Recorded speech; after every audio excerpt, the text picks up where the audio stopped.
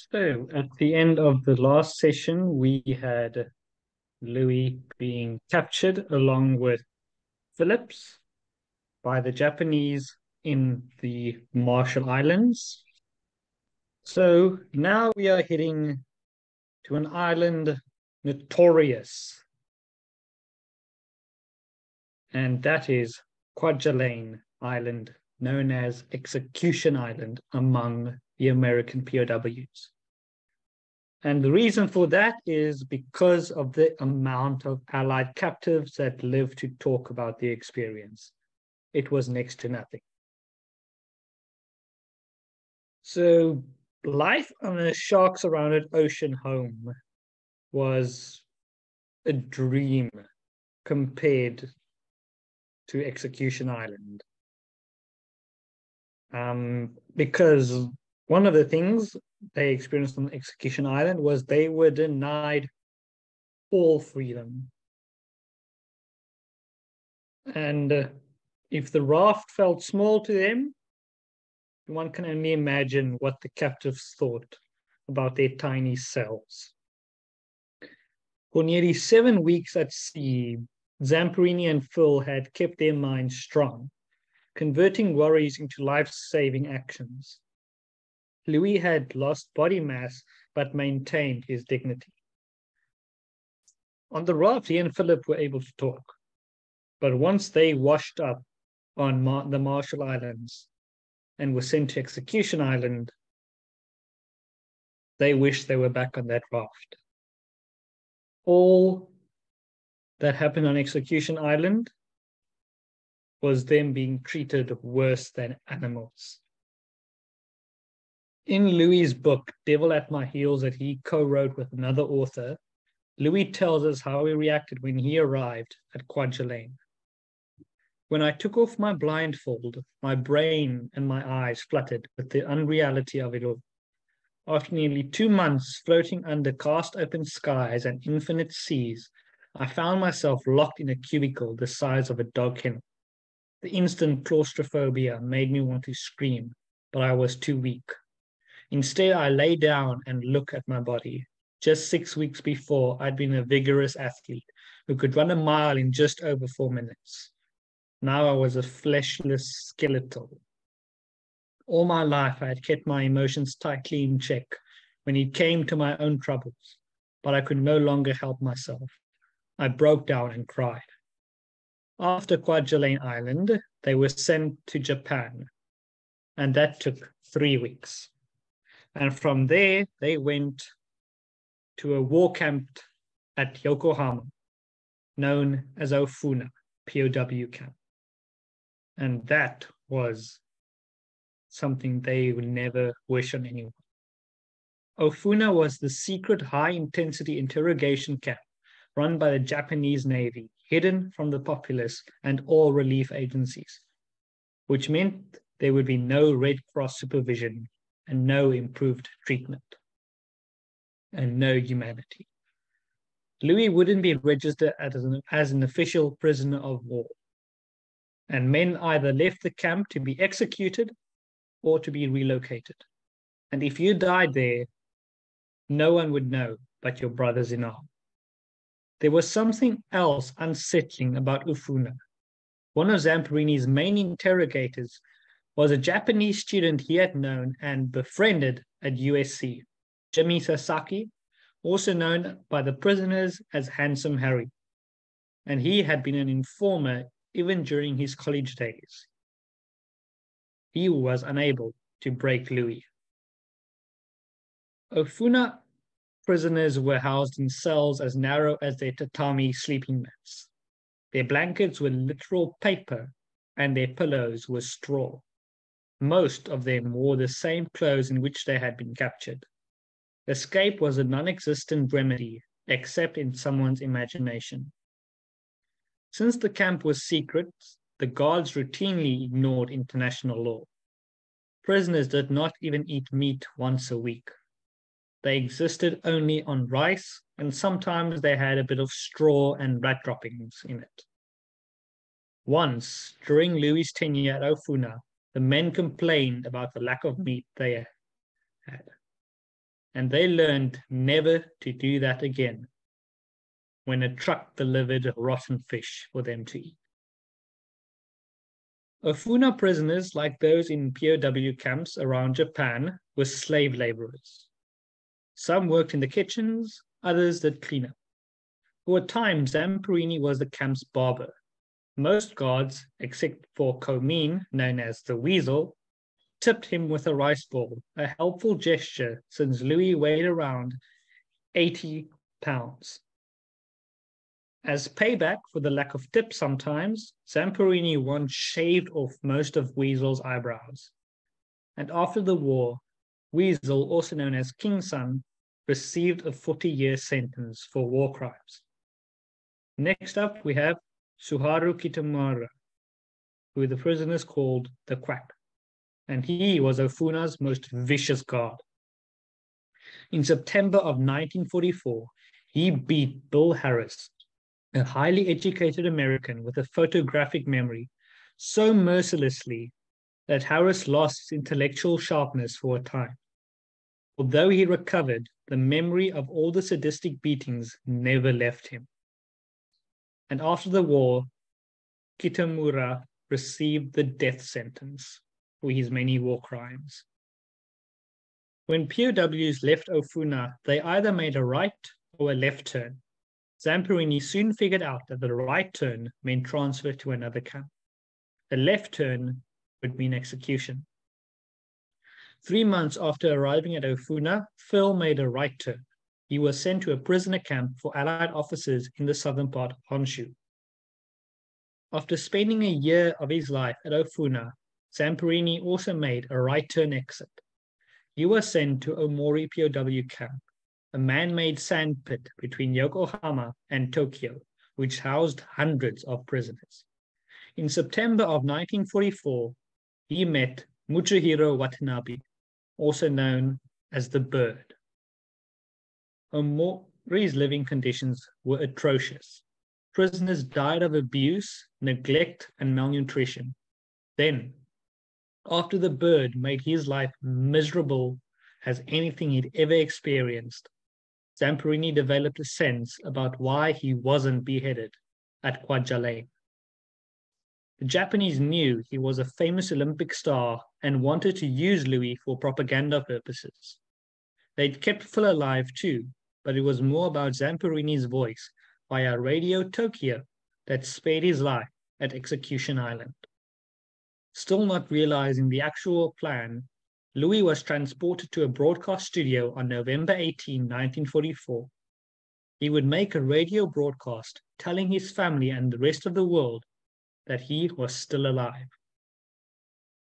Louis Zamperini gave a radio broadcast on that same day. He didn't know whether his family would ever hear the Japanese postman program, but it was better than his continued silence. Until that moment, no one in the outside world knew that he was alive. He had never been registered as a POW, and because he was missing for more than a year and a day, his family had received the official presumed dead message. What would be wrong with making a broadcast as long as it wasn't propaganda-driven? Except it wasn't the first broadcast which Japanese authorities wanted from him. They knew about the Zamperini presumed dead notice since it followed standard US protocols. Letters were always sent to families after their loved one was missing for a year and a day. Japanese propaganda makers wanted Zamperini, world-famous Olympian, to keep making broadcasts. Future broadcasts wouldn't be authored by Louis. They'd be written for him.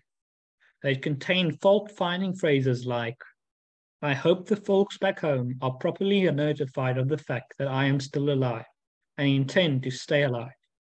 It's certainly a sad world when a fellow can't even be allowed to live. I mean, when a fellow is killed off by a so-called official report. How about that?" When Louis refused to exchange his rat and bedbug-infested dwelling for a slot on the propaganda broadcast team and to live the life of luxury, he was ordered to another POW camp, Naoetsu on the western side of Honshu, and it was no better than any other slave labor camp. But at least he would finally get away from the bird and his endless array of Zamperini-directed punishment. Making his way west during March of 1945, Zamperini saw the impact of Allied firebombing on Tokyo. He was stunned at the extent and intensity of the damage. After a 12-hour train ride to Naoetsu, a city just north of Nagano, Louis was assigned to Camp 4B.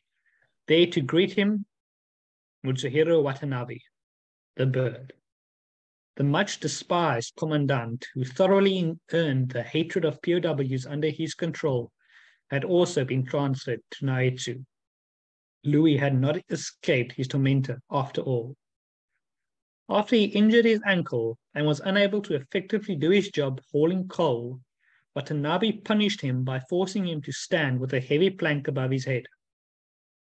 Watanabe told a soldier next to him to shoot him if he dropped the plank. Louis preserved and defiantly raised the plank as high as he could, which caused Watanabe to attack him, thus preventing Louis from being shot when he finally did drop the plank. It is said that he held that plank up with his skeletal body for 37 minutes. During the summer of 1945, after the war in Europe was over, the Naoetsu prisoners identified by numbers slogged on as local vermin descended upon them. During the summer, POWs at Naoetsu also saw something else. A new kind of Allied plane in the Japanese sky, B-29s, which gave them hope that the war might soon end. They had heard rumors that all prisoners of war would be annihilated sometime in August, consistent with Japan's kill-all policy, and could only hope the war would be over before the target date. But there was another rumor that circulated among the Naoetsu prisoners. Hiroshima apparently had a cholera epidemic, and it closed to all outsiders. No one apparently could even call there.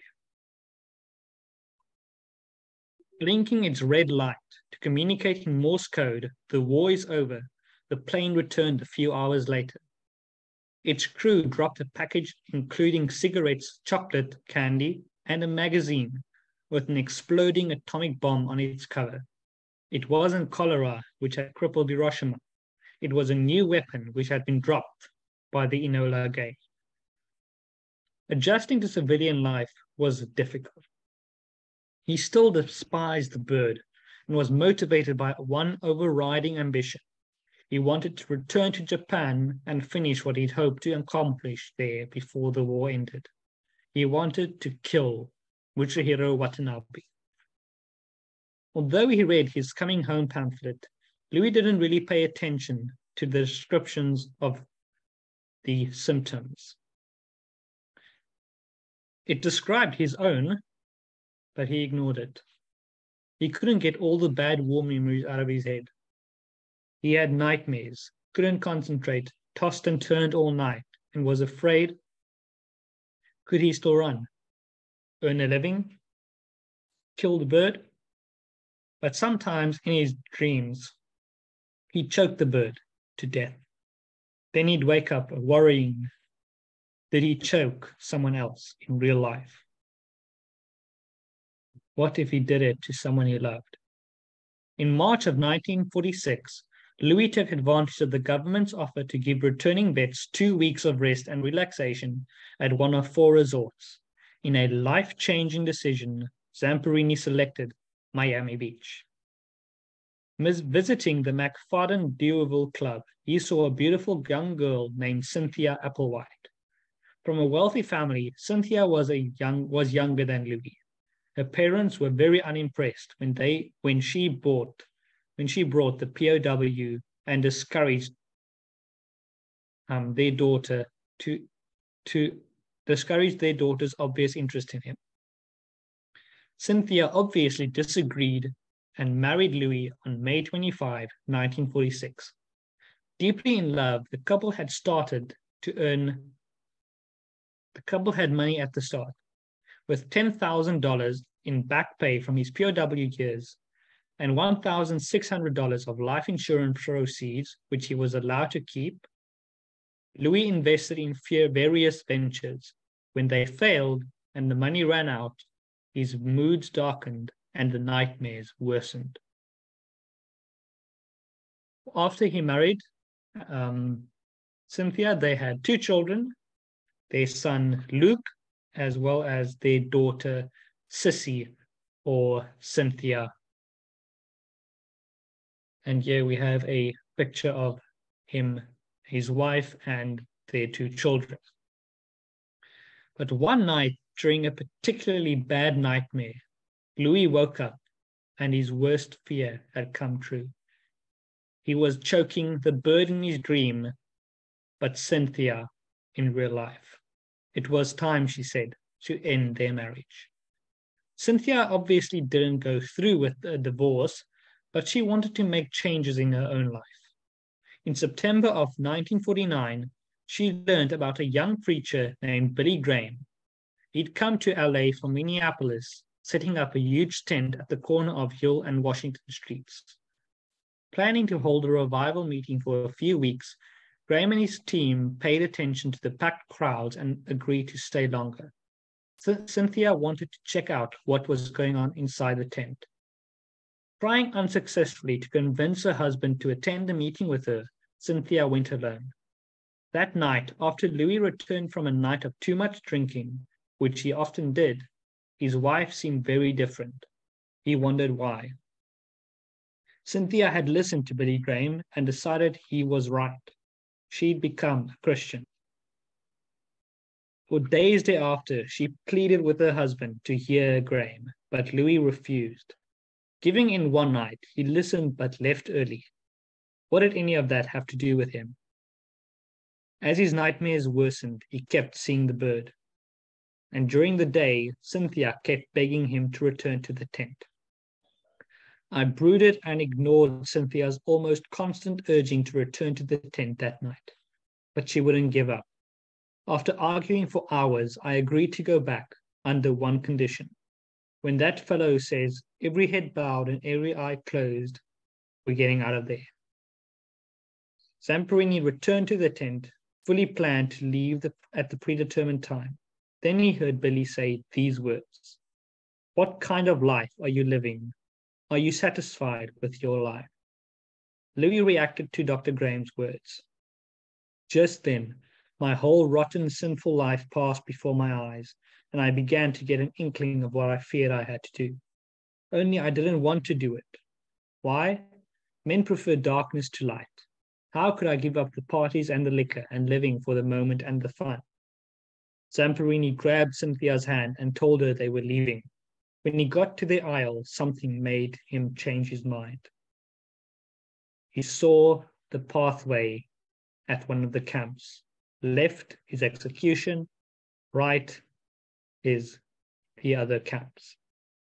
I got to the aisle. I stepped onto the sawdust path and knew it was my crossroad of decision.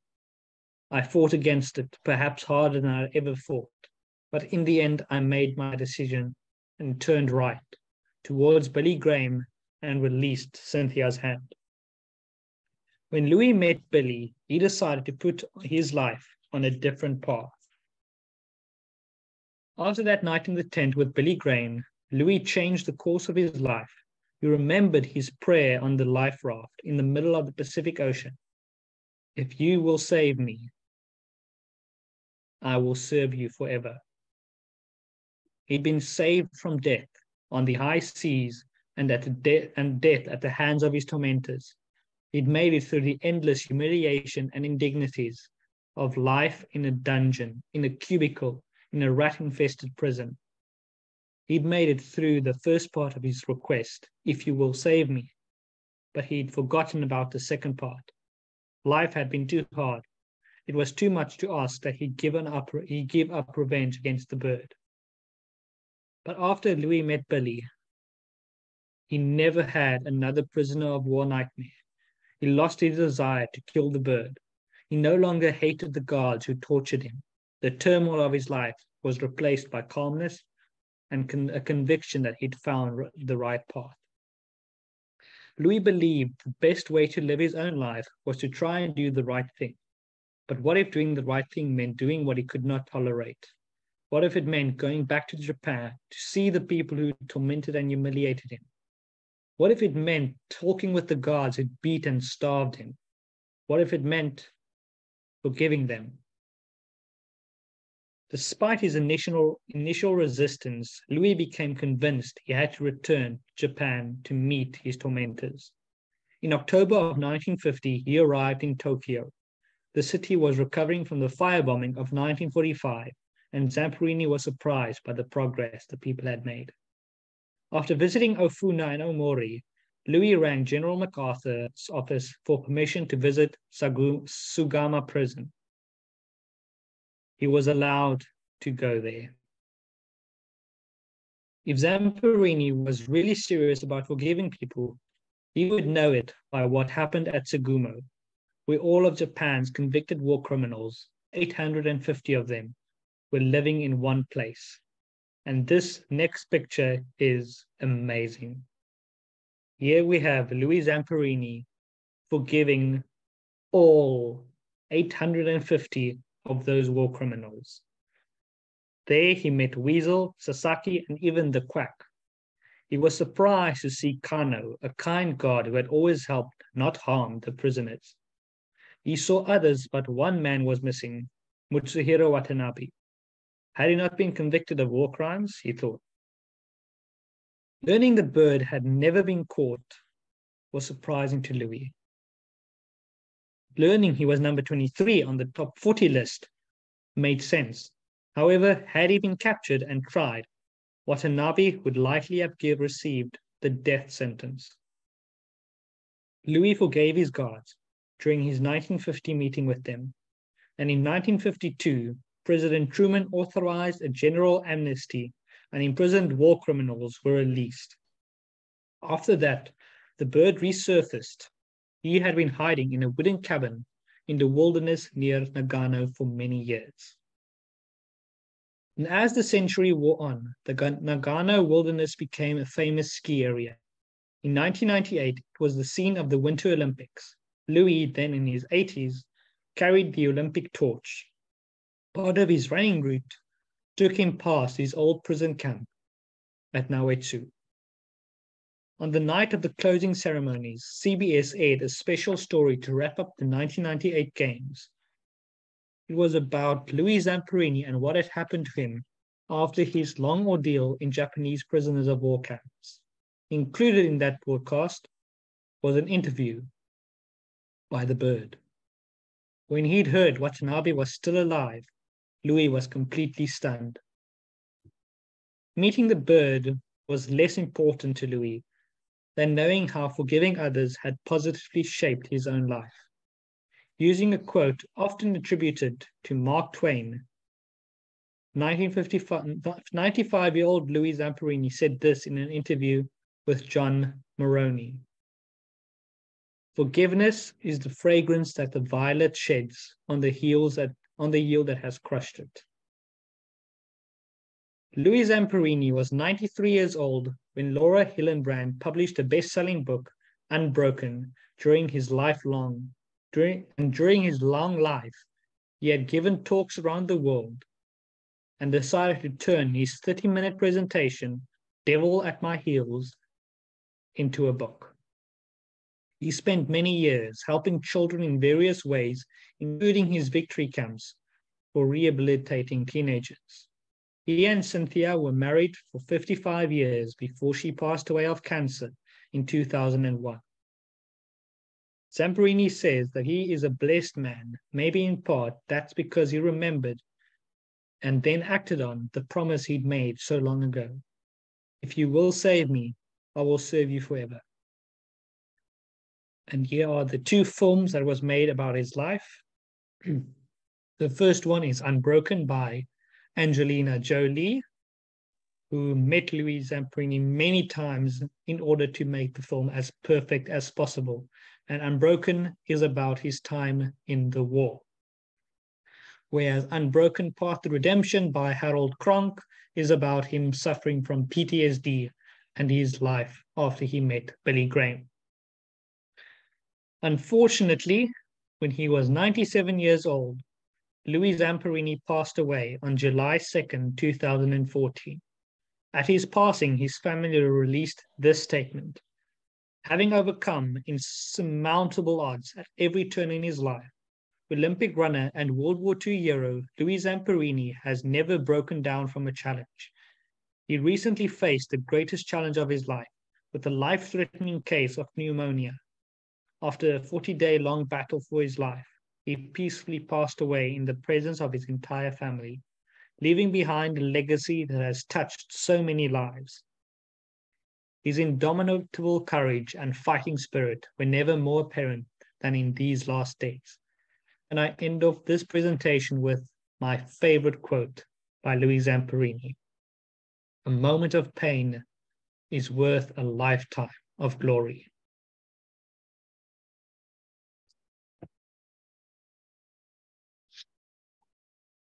The end.